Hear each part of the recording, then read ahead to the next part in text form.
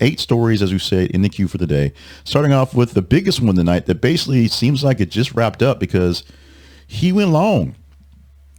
The headline for number 1 this morning reads, the headline at least, Trump RNC speech details assassination attempt. Quote, I'm not supposed to be here tonight.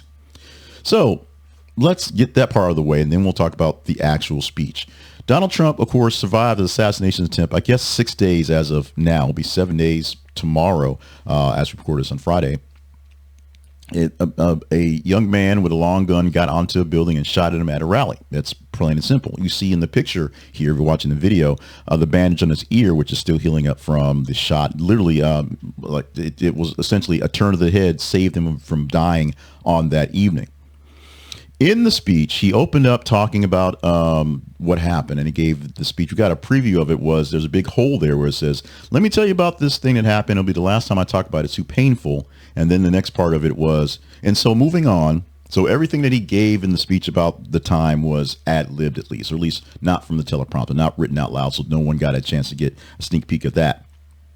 In the part of the speech, the early part, first 20, 25 minutes or so, he talked about the ordeal. He was pretty somber, pretty light on tone. And he also brought up the people that were injured and killed in the actual incident, showing some love and tribute to those folks as well. So that's great. And then he became Donald Trump.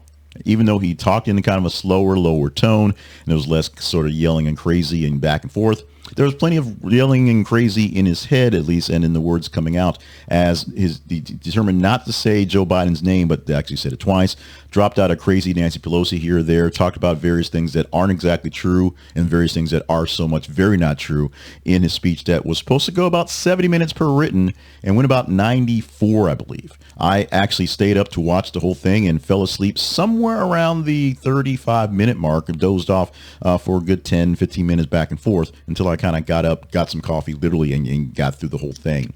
It was long. It was rambly when they got past the early parts, and it wasn't great.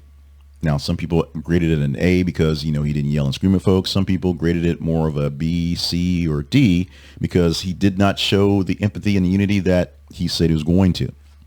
We'll see how this thing plays out. A night that was highlighted by Hulk Hogan ripping his shirt off, Dana White taking off his vacation to come hang out with Trump, and Kid Rock changing American Badass to say, vote Trump, vote Trump.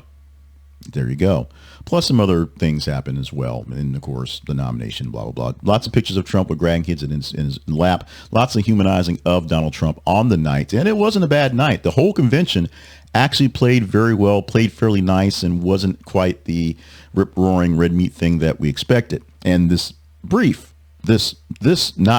speech, this was not very much not brief, also wasn't as much rip-roaring red meat as was expected, but there was plenty of red meat as people were hoping not to see, but it's there.